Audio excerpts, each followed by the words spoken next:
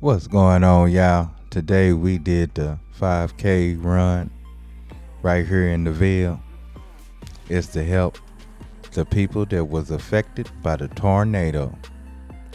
And hey, we actually had a good time.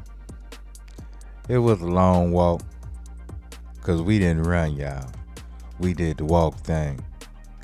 But like I say, we still enjoyed ourselves and we had a great turnout, y'all. It was probably about 1,000 people out there because my number was 900 and something. I forget. But anyway, we're going to go ahead and start this walk and you'll get a little taste of the terrain that we walked down. And oh yeah, it was like $45 to walk for non-residents. It was free for residents. And yeah, we was acting a little silly at times, just talking a little noise. You know how we do. But we went on and got that whole walk done, y'all.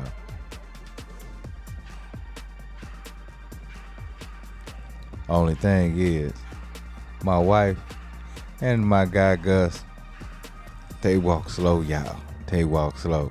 But in the end, we all made it and we got that medal, y'all.